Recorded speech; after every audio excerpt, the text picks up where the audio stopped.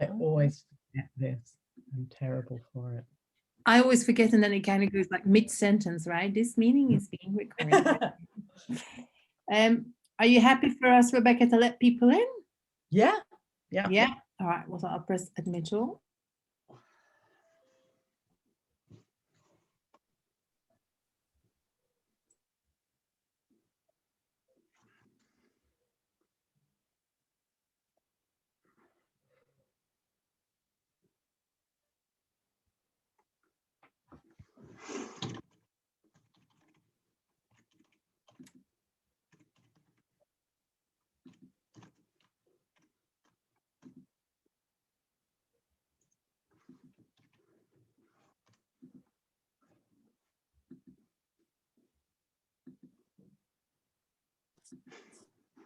Good afternoon, everybody. We are just going to wait a few more minutes for the waiting room to stop being entered, and then we'll start the talk.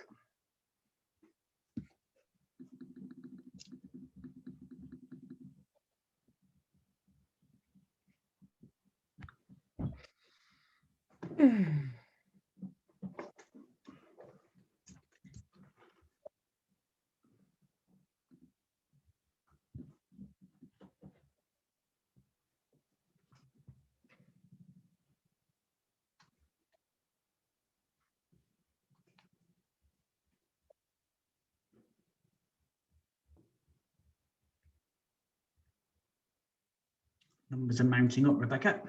Yeah. I just scrolled through the participants and then decided to stop because there's names in there whose work I admire, and I think, oh my God. Yeah. So, I won't look any longer at who's here. No. So it doesn't put me off. Just don't scroll down to T, surname T. T? Told me. Oh, no. Told him not to be here.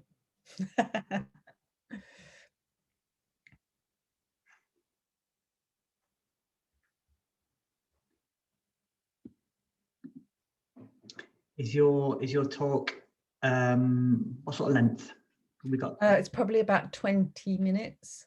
So okay. 20 to 25 minutes. So plenty of time for plenty of time for some questions. Okay, so we can leave it maybe another minute to let people come in.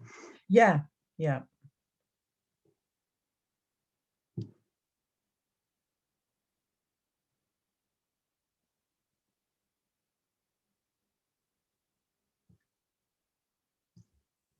I'll leave it till 5 past, Rebecca, and then we'll get going, okay? Yeah, no problem. Perfect. Sounds good. Are you teaching tonight, Spencer? No, just some marking to finish tonight. Yeah, so that should be all right. I have that to commence tomorrow. I think it will go on for a week. Yeah, we did the oral presentations, and it went really well actually this week. So yes, Andy said they were good. Yeah, they went really good. Excellent.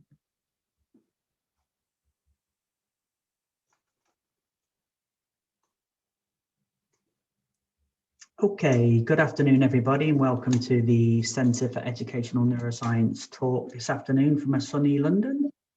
My name is Spencer Hayes, and I'm one of the members of staff in the Psychology and Human Development Department, and also the Centre for Educational Neuroscience. I am delighted to introduce my colleague today, Dr. Rebecca Gordon. So she's an experimental and cognitive psychologist in our department, and also our academic head of teaching and learning. And her talk title this afternoon is Mapping Components of Verbal and Visuospatial Working Memory to Mathematical Topics in 7 to 15-year-olds. So without further ado, over to you, Rebecca, and thanks for giving us a talk this afternoon. Thanks, Spencer. Okay, so thank you everybody for coming, quite a few of you. So yeah, as Spencer said, what I'm going to be talking about is a paper that some research that I did with some master students of mine. And I know that Danila is here because I saw her name pop up, and hopefully Emily and Arzu are also here. And so this work I'm presenting is from all of us. So yes, looking at verbal and visual spatial working memory, but a little bit more than that, and then looking at maths in terms of the subcomponents in 7 to 15-year-olds. So let me just... So there were 4 key issues that we wanted to address. The first one, we weren't trying to define working memory, but the definition of working memory kind of leads into the next issue. So anybody, like on the off chance that there is anybody here who's an educationalist or a psychologist or a neuroscientist who doesn't know what working memory is, just briefly at a very basic level, we can call it the concurrent processing and remembering of information. There are several theories of what working memory is.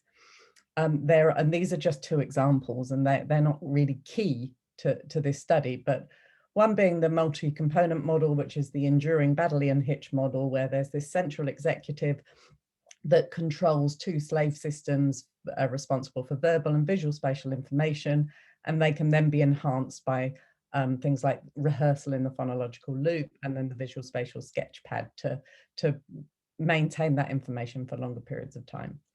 And then you have, for example, attention-based models that say that it's all about the ability to either focus attention on information that's activated from long-term memory in pursuit of a known goal. So, for example, mental maths or remembering the directions somewhere, remembering a shopping list mentally and ticking it off as you go around the supermarket, putting stuff in your trolley. And then there are variations on attention-based models, so saying that it's the ability to flick attention very quickly to the memoranda to keep active, and then back to the processing items for the processing component of your working memory activity. This might make a bit more sense as we go through the study. But why does defining working memory actually matter? Well, because if you are defining working memory, you use that as a basis to explain why working memory gets better, your working memory capacity increases as you move through childhood. And we know that this is the case because we measure children on tasks that replicate the need to concurrently process and store information, and we find that they can store more and more information as they get older. And there are explanations to this, such as the multi-component model would argue that it's because of strategy use. So as children get older, they develop more sophisticated strategies to maintain information for longer periods of time, and therefore they can grow their working memory capacity. Then there are capacity resource arguments that say it's about cognitive resources. As children grow older, they're able to process more complex information more quickly, and that frees up cognitive resources for greater storage capacity. And there's sort of decay theories. So processing speed is important because the quicker you can process information, the more quickly you can get back to the memoranda that you're trying to keep active in short-term memory before it decays. And then the attention models would argue that as we grow older, our sustained attention, we become better and better at sustaining our attention. And so therefore we can keep information active in working memory for longer periods of time and more information. So, So we're talking specifically about the relationship between working memory and maths. So just to add to the complexity, when we talk about maths, we're not talking about one thing. We're talking about a number of different abilities or skills.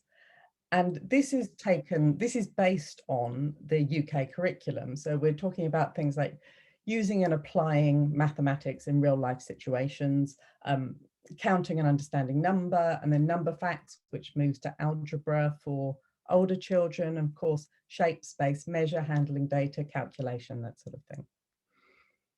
So far we've got what is working memory and how does that inform us in terms of how it develops? And then with the relationship with mathematics is multifaceted. And then add to that developmental changes in working memory as children get older are going to affect that relationship. So you've got working memory development, so the capacity is changing. Then you've got increasing complexity of maths topics as children move through school.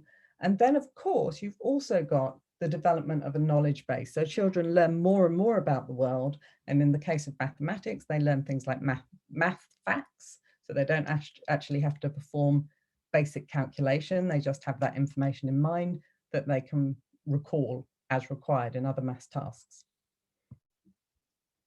So why does any of this matter? Why am I talking about this? Because there, as anybody who works in this area knows, there are a lot of studies out there looking at the relationship between working memory and mathematics. And these studies, not all of them, but a lot of these studies tend to use measures of working memory to determine what abilities are important in maths. But the theoretical implications of that can't realistically be applied unless we really understand why working memory is important. So we already know that it is important. We know that there's a relationship there, but we don't really know why. We don't fully understand why. And of course, this becomes more complicated when you look at those different subcomponents of maths and then need to consider how that might change as children develop, because both working memory and maths learning changes as children grow up or move through school. So briefly to consider the existing evidence, I mean, we know that processing speed is important in working memory and also as a mediator with higher level cognitive abilities such as reading and maths. And there was a paper that I myself and colleagues published last year looking at extracting processing speed from working memory tasks and using that as a predictor of mathematical ability. And it was found that processing speed did predict maths ability above and beyond the actual storage measure that is traditionally extracted from working memory tasks. So, and there's other evidence out there that implies that processing speed is important. And of course, that is a component of a working memory task, whether you argue that it is because it frees up cognitive resources or prevents decay, we know it's important.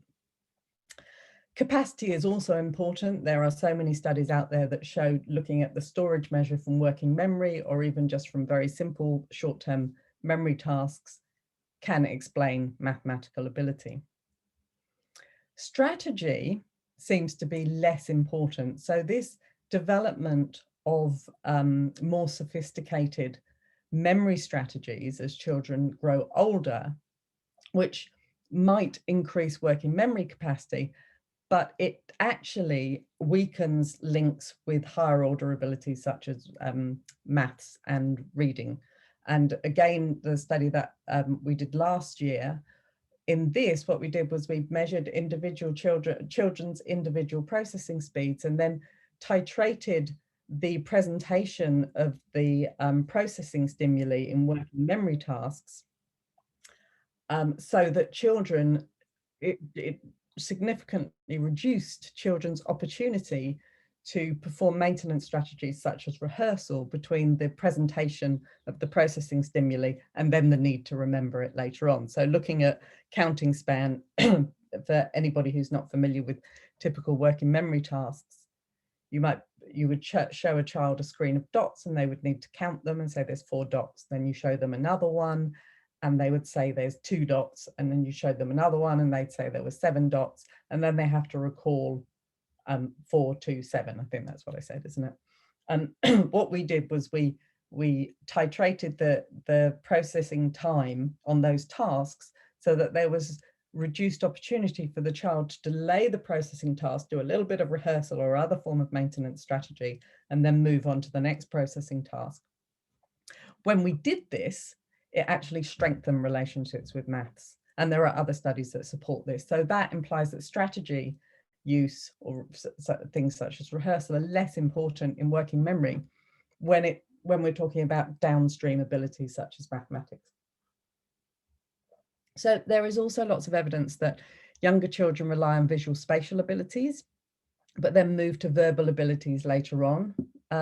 There is some evidence that the reverse of this is true, but a lot of this research, of course, is on different age groups using different tasks for different mathematical abilities. But there is a general consensus that children, when they're young, use visual spatial abilities, and then older children start to use verbal abilities because they're recalling maths facts and using that ability to maintain information to perform a mathematical task.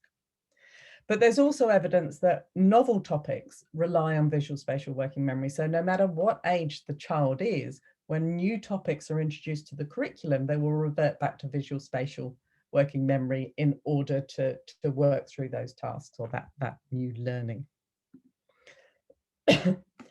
So what did we want to do?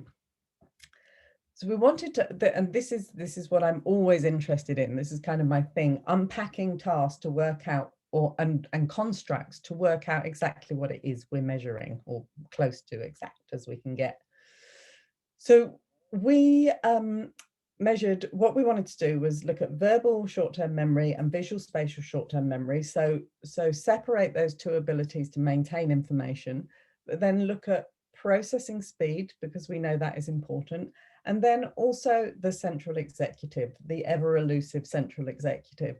So what we hoped to do in the measure we used was to just capture that ability to manipulate information while, focusing attention on it. And what we wanted to do was look at the combined, the separate, and the unique contributions to performance on different maths subtopics. And you'll see what I mean when I get to the results. And then we were interested in looking at how those relationships all change as children develop and move through, get older and move through school.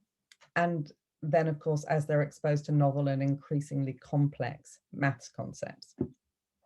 So in order to do this, excuse me, drinking tea, so I don't start coughing, we looked at 3 different age groups: 7 to 8 year olds, 9 to 10 year olds, and 14 to 15 year olds.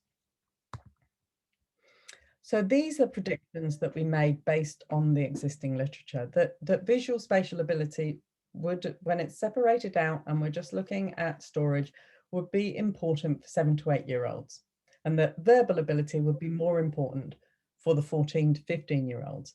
Now, the middle age group, we hoped would identify whereabouts that shift occurs. The central executive, we predicted would be important for younger children, but a reduction on reliance on that ability as children grew older, and where procedures become more automated. The central executive is more when situations are novel, so as children move through school, the components of mathematical procedures should become more automated and there'll be less of a reliance on this. Processing speed, we felt, would be more important as children are older and the types of mathematical learning that they're doing, and also the fact that they've grown their knowledge base and they're retrieving maths facts. There would be a requirement to maintain information, and faster processing speed would be required to prevent decay of that information, so that that information could stay active in mind for use in the task. So for the relationships with the working memory components and the particular maths subtopics, the evidence here is so mixed, because there's either different age groups or only a couple of subtopics or only one subtopic. And then the mapping of the individual components of working memory to those subtopics is limited. So there was really no clear evidence for us to form a prediction here. So we just wanted to see what would happen, basically. So next. So these are the measures we used. We did want to make sure that the 3 age groups we had were representative of that developmental trajectory. So in order to do this, we used measures of reading and nonverbal reasoning. So we could look at the differences in performance across the ages. And we used a measure of processing speed, verbal storage, visual spatial storage. The central executive, we used backward digit span. It's it's so difficult to measure this central executive, or depending on what discipline you're in, you might call it executive function. And I know that there are tasks developed that are incredibly complex, with princes and princesses in castles and frogs and all sorts of things. we wanted to get a task that would evoke the least cognitive noise, and we wanted to keep it as simple as possible. And this has been used in, even though some people might argue that that's a complex span task and measuring therefore working memory, in this we hope that it would represent the separation, especially when looking at models where we also put in verbal short-term storage, that it would actually separate out that ability to manipulate information. And then we use the access maths test because this does mirror the UK curriculum, and the children in the study were in the UK, in UK schools. Now this test, the younger two age groups, we use the same test because it is designed for that curriculum. But in the older age group, we used access maths test, but the access maths test 2, which is for children who are age 14 to 15. So what we're not looking for here is a developmental trajectory in terms of maths ability. What we're looking for is the relationship between the working memory measures and their maths performance as is expected for their age, just to be clear on that. Right, so just in terms of the background measures, reading and non-verbal reasoning, we did see an expected trajectory here. So there was a nice increase in ability for non-verbal reasoning from the younger age group. So there's a difference between 7 and 8 year olds, 9 to 10, and then again for 14 to 15. For reading, there was a significant difference in ability between 9 and 10 and 14 to 15 year olds, and also 7 to 8 and 14 to 15 year olds. It was flatter for the 7 to 8 and 9 to 10 year olds, but that again is consistent with other research, this flatter earlier trajectory for reading ability. So we were happy with the sample representing abilities for those 3 age groups. Just to briefly look at the components of working memory. So here we have verbal, visual, spatial, central executive, and processing speed. I'm sorry, just going back to the, right, sorry. So again, looking at differences in ability, because these are all raw scores. So you can see the red asterisk that is showing that there was significant differences in ability between the 3 age groups. For visual, spatial, central executive, and processing speed. The processing speed, the 2 earlier ones, there was not a significant difference. In verbal ability, there wasn't a significant increase in verbal short-term memory capacity across the 3 age groups. Again, not bizarre, not particularly bizarre for these 3 age groups. Maths, again, we're not looking at a trajectory, so this is just to show you that kind of came out as expected. So you can see that there is tends to be a higher performance in the middle age group compared to the younger age group, but then it drops back down again a bit in the older age group because we're giving them a maths test that is a bit harder and it is appropriate for their age. Right, so correlate. So we tested all the children using those measures, and this correlation is not to go through each one in individual detail. It's more to show you the early pattern. So here, obviously, I'm only showing significant relationships between the different working memory components and total maths and all the subcomponents. And what you can see is there's quite a few relationships in the 7 to 8 year olds, and still in the 9 to 10 year olds, a bit less, but still quite a few relationships. And then their verbal and visual spatial working storage relationships disappear in the teenage years, in the 14 to 15 year olds, where we just have the relationships on a few abilities with the central executive and processing speed. So that is just to show you a pattern, and then I'm going to step through the regression, and then I will actually show you something that demonstrates a bit more clearly, you know, without all these numbers everywhere, what is going on. So this regression, this is all the predictors in the model. So all of the working memory components chucked in together in simple regression. And you can see a similar pattern. So for the youngest age group, quite a few relationships with the mass measures here on the left. Also for the 9-year-olds, I mean, there's a few that change, like calculation and handling data don't have relationships in the youngest and middle age group respectively. But a lot of the relationships do not exist for the 14 to 15-year-olds, just a total relationship with all the working memory components with total maths, and then also with handling data. So now what we wanted to do was look at the individual, the components of working memory as individual predictors of maths ability, total maths and the subcomponents. So this is just multiple regression. We haven't got to the unique predictors yet. So you can see an interesting pattern here. So in total maths, you see something that is similar to the simple regression and the correlation, where it seems to be, so here we've got group A, B, and C, but that's the youngest, middle, and oldest age group.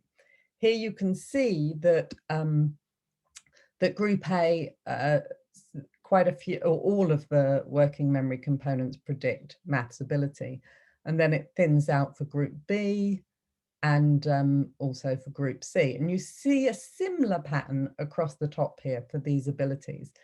But then that pattern does change, and it thins out for all of the age groups in these bottom measures.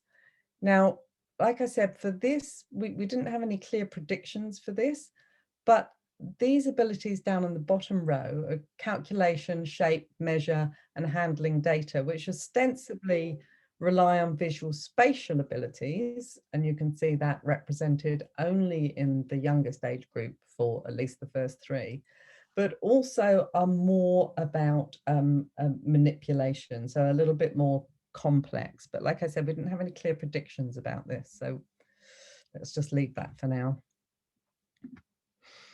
So this is where we got to the looking at each component as unique predictors. So what we did, and I do have a figure on the next slide which breaks this down, but I wanted to show it to you first. So we took all the predictors from here, from the multiple regression, but we took all predictors that had a p-value of 0.1. We didn't want to miss out any predictors that were a bit cuspy, so we thought we'd go at 0.1. And then using the youngest age group as an example, if we wanted to look at unique contribution from the verbal measure, we put visual spatial, central executive and processing speed in at step 1, and then at step 2 we put in the verbal measure, and then we did the same for visual spatial, central executive, etc. And obviously again here I've only shown working memory components where there were some significant relationships. Right, so you can see that for verbal and visual spatial abilities, they have completely disappeared in the 9 to 10-year-olds and the 14 to 15-year-olds. But also, even in the younger age group, the relationships with verbal working memory have almost disappeared. It's just for handling data. And for visual spatial, there's just 3 relationships there, again, for the more complex, ostensibly complex maths tasks. And then just 1 central executive and processing speed. Rather than talk through all these individually, I think it looks better on this next figure. Oh. So here we go. So here we have the 3 age groups across the top. And as you can see, verbal and visual spatial, only important in 7 to 8-year-olds, and just for handling data, calculation, shape and measure. The central executive increasing in importance through the age range, so from 7 through to 14 years of age, and the same with processing speed. And it's only the 14 to 15-year-olds that for whom the central executive and processing speed predicted total maths. And then you can see the other abilities in the middle here that the age groups used central executive and processing speed for. Right, so going back to our hypotheses, what does this actually mean? So we thought that visual spatial working memory would predict maths in the younger children with a move to verbal abilities in older. So visual spatial relationships with maths were only evident in the younger children, so big tick there. But the verbal relationships with maths in 7 to 10-year-olds were existent, but not in the 14 to 15-year-olds. So there was not as expected that they would rely more on the holding information in verbal short-term memory. We also need to consider this, that the working memory components combined, when we combined them, they predicted most of the maths abilities in 7 to 10-year-olds, but not in the 14 to 15-year-olds.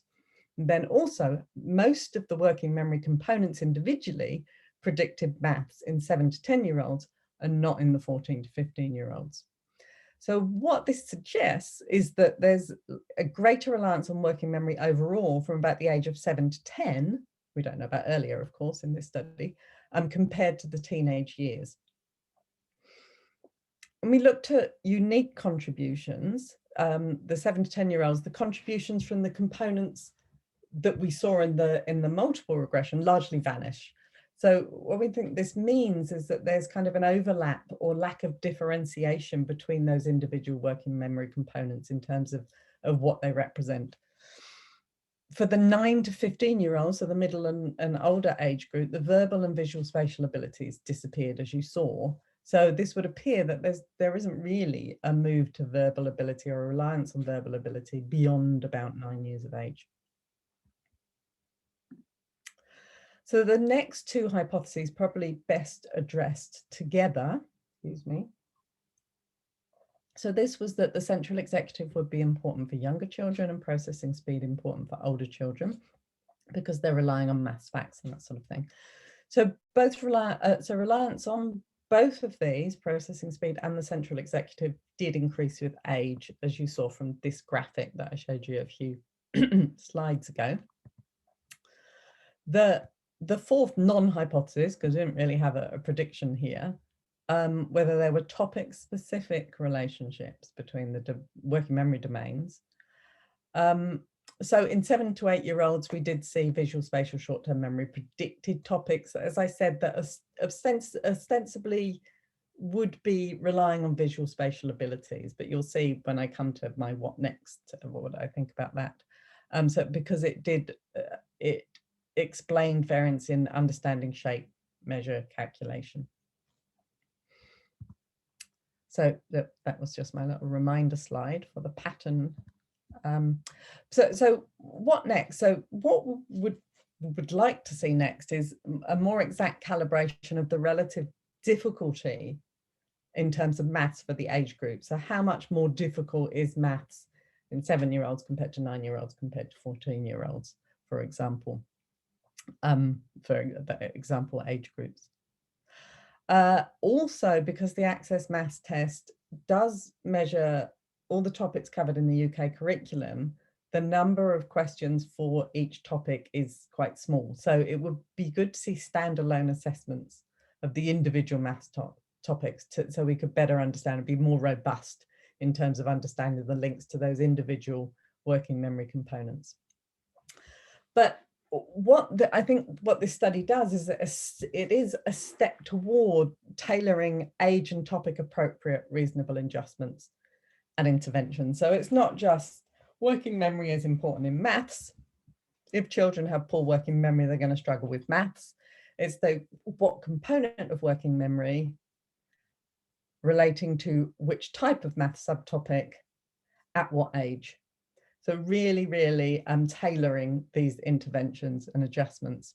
And then, of course, if we can do this, we can also potentially have diagnostic tools where we can assess individuals' working memory abilities so and these can be used in screening programs. So that was I don't know how long that took, half an hour. So thank you for listening, and I'm happy to take any questions. Yes, thank you so much, Rebecca. That was a fascinating talk. Yeah, you're about 30 minutes, which is cool. Yeah, if you stop sharing your screen and we can put the gallery up, we have a bunch of questions. We have a bunch of questions in the chat. So perhaps I'll start you off with a question from the chat, and then obviously if anybody would like to ask a question using normal methods, please do so. We can pop on your camera and your audio.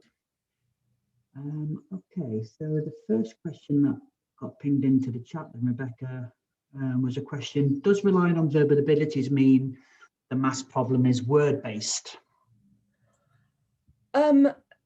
No, that's a really good question, because I was reading some very recent research about that. It was either from last year or this year, just the other day, that it doesn't necessarily mean that. I mean, okay, so first up, it doesn't necessarily mean that it's a word-based maths problem, because it could be a matter of, if you're doing mental maths and you performed part of the calculation and you wanted to keep that information active. So the output, say it was like, I don't know, 13, and so you're like 13, 13, while you perform another component of the calculation.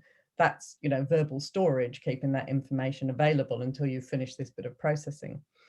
But there's also evidence that suggests that in problem solving, visual spatial abilities are important, even though the problem is the math task is verbal, if you see what I mean. I can dig up the paper and send it to you if you're interested, but it was quite a good and interesting paper.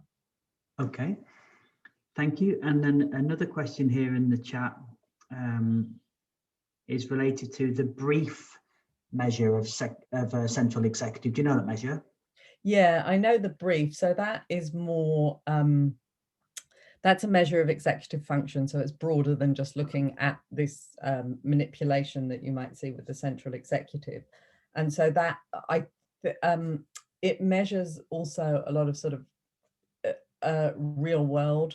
So it's supposed to be an ecologically valid task. Yeah. And I mean, executive function does relate to mathematics, because executive function, no matter how you look at it in terms of, you know, the real world abilities such as planning, prioritization, etc., or whether you're looking at the more lab-based abilities such as inhibition, task switching, they can all relate to, there's a lot of evidence to suggest that they relate to maths, because, for example, with inhibition, what you're trying to do is inhibit the intrusion of irrelevant information, stay focused on the relevant task.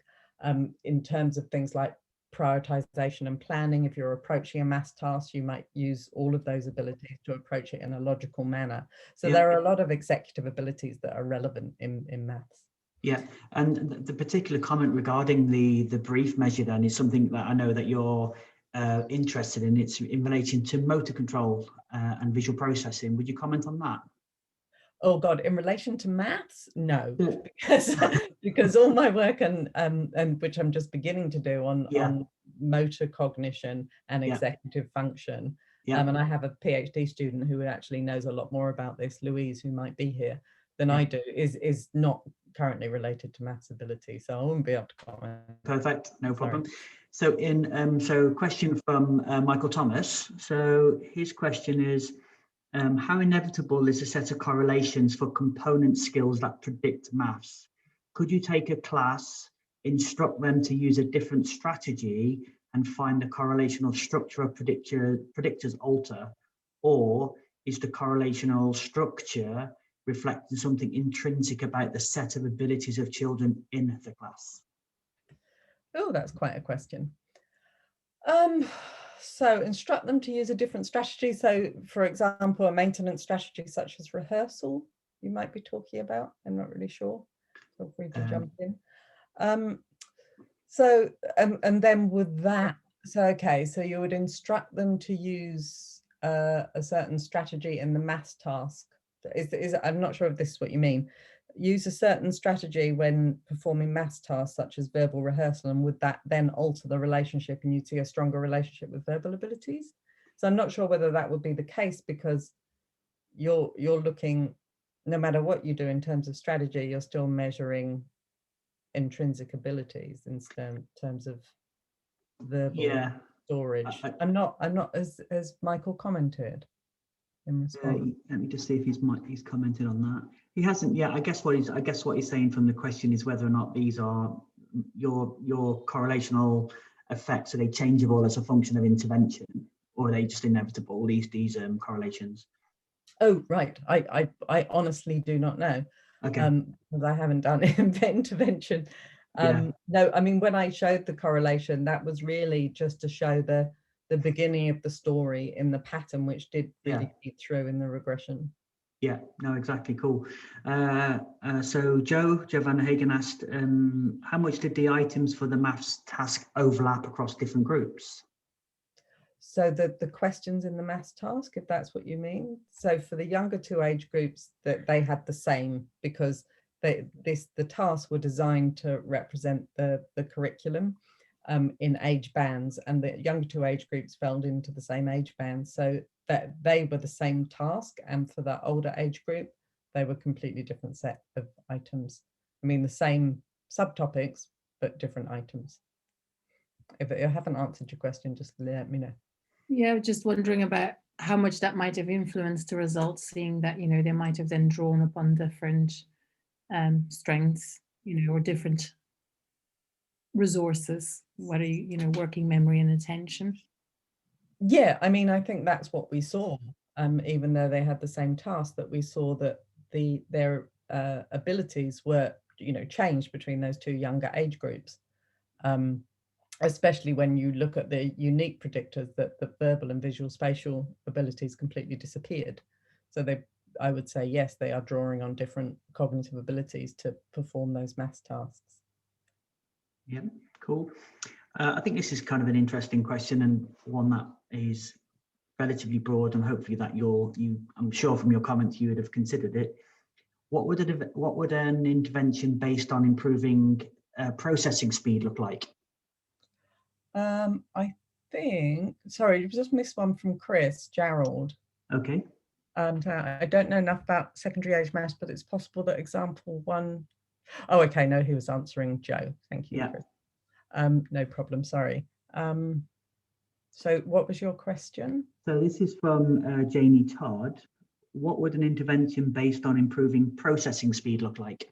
I'm not so much talking about improving these abilities. I'm more talking about reasonable adjustments and offering support. So, for example, if it was about processing speed, the obvious one is allowing more time. But for verbal, if verbal abilities are problematic in terms of maintaining information in short-term memory, it can be about offering external memory aids. It can be about breaking the task down if it's a central executive problem. If it could be about breaking the task down into smaller components so that there isn't so much to manipulate, you know, in mind. So it's more about making the adjustments rather than training children on making their working memory better or their processing speed better, for example.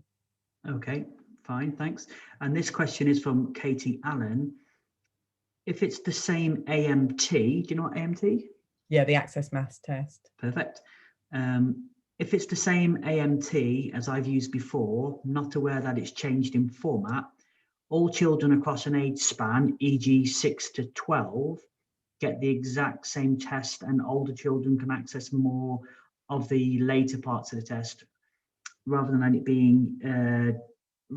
being different papers for different ages. I guess it's just a comment really on the AMT she was making. Oh, right, okay. Yeah, I mean, the younger two age groups did get the same test. You'll have to get, this is 2 years ago, so from memory, the older age group, all the questions were different, but I mean, you may be right. It seems that you know more than I do, that some of the earlier questions are the same, but you'll have to forgive me in my knowledge on that, because it was a couple of years ago that we used it. Yep. A question from Erica. Did the tests within the research study involve the same topics across ages, or were the topics for assessment purposes chosen randomly? So the maths topics, you might mean, Erica, so they were all the same. So all children got the same maths topics, and the questions increased in difficulty for the older age group. Okay, cool. They're coming in thick and fast now. If the BAS processing speed test doesn't relate to maths, why did you use it? That's a question from Bev. Bev Stefford. It's not so much about picking cognitive measures that relate to maths. It's about picking cognitive measures that measure particular abilities that you think might be important in maths. So we use the BAS processing speed measure because it offers a nice age range. So the task increase with difficulty across the ages, across the different age range. And then of course we did see relationships with math across all age groups. Okay, brilliant, thank you. The next question then from Hamad. Did you include groups with working memory differences or deficits, e.g. ADHD? No, any children that had any diagnosis of ADHD or ASD, etc., were excluded from the study. So they're all typically developing children. Okay. Question from Caroline Wooten. If you were asked to summarize your results in a paragraph to a teacher, what would you tell them and how would you suggest they altered their teaching? I would never be so bold as to tell a teacher how they should alter their teaching. I'm not a trained teacher. If I were to say anything, it would be that to say that there's a relationship between working memory and maths it's not unhelpful, but it is a blanket statement, and I would be careful about how you apply it, because maths and working memory are both multifaceted, and those relationships do change as children grow older, as children develop. Okay, great.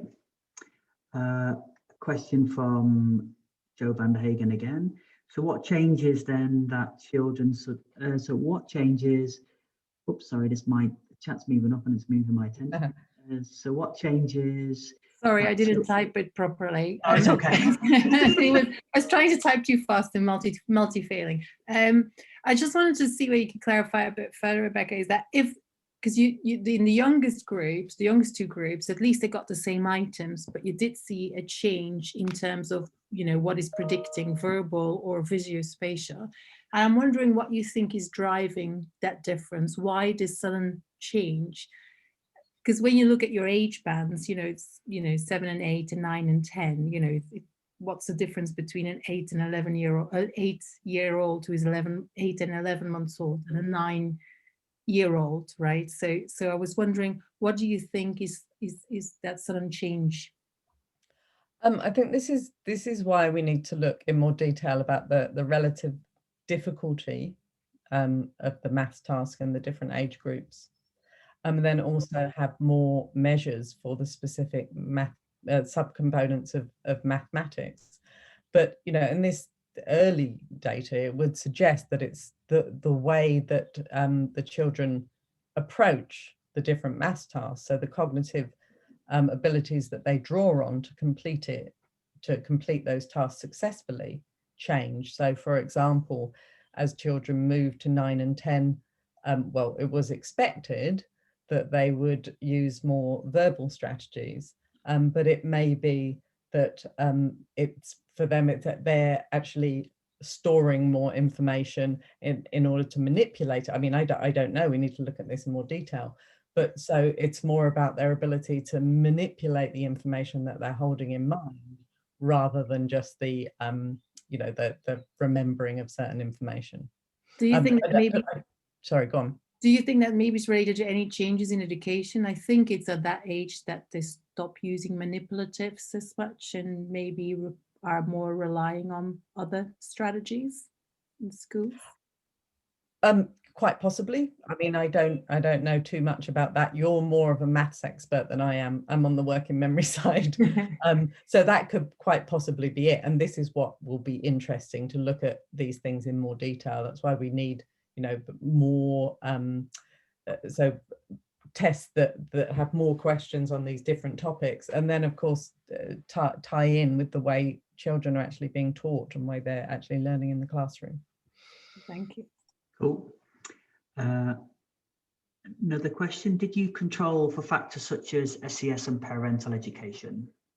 No, we didn't, but that definitely SES does play a role in educational outcomes. We know that, but in this study we didn't.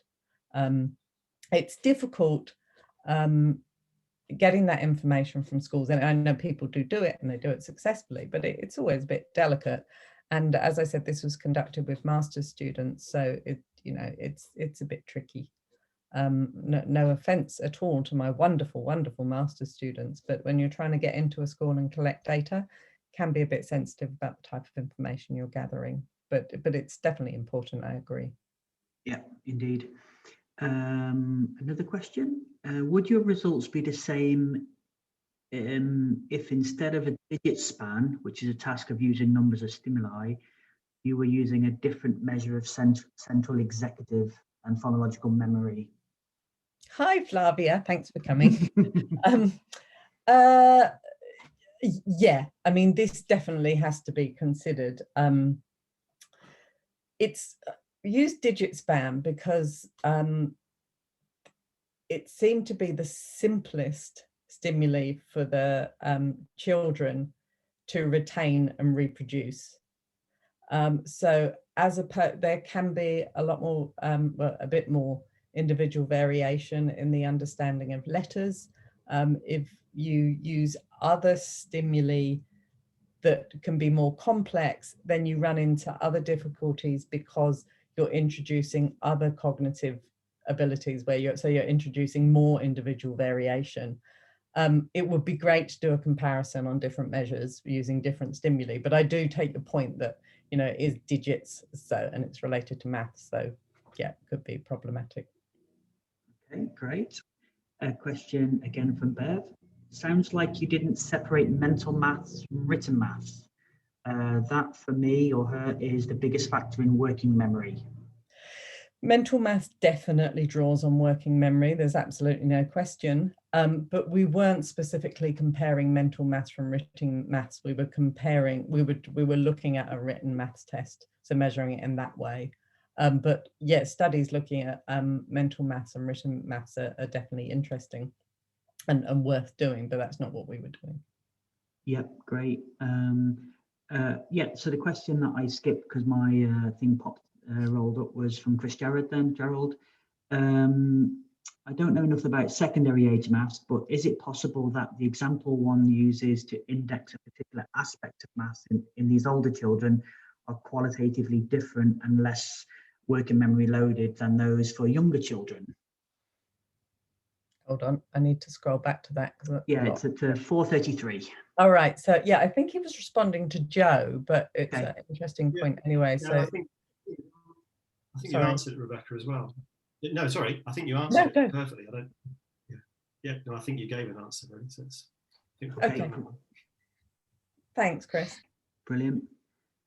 431 then, Rebecca, by Priya Kalra on the Spearman's law of diminishing returns.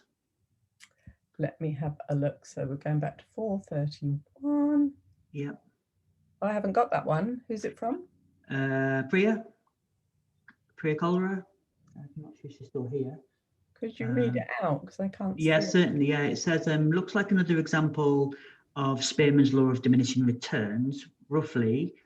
So basic abilities like working memory predict more variance in younger than older groups. One reason may be the increase in effects of crystallized intelligence in older children, adults.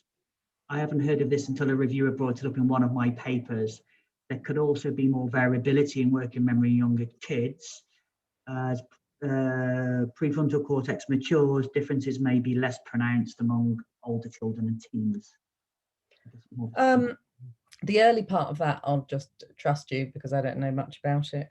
Okay. I think your point about a lot of variation in the younger children is very important, because we're looking at different strategies emerging. So from about 6, the ability to verbally rehearse, even though I know that I said that is not necessarily helpful in explaining the link between working memory and maths. It's definitely a cognitive ability that is emerging, so it could cause a bit of noise in that older age group.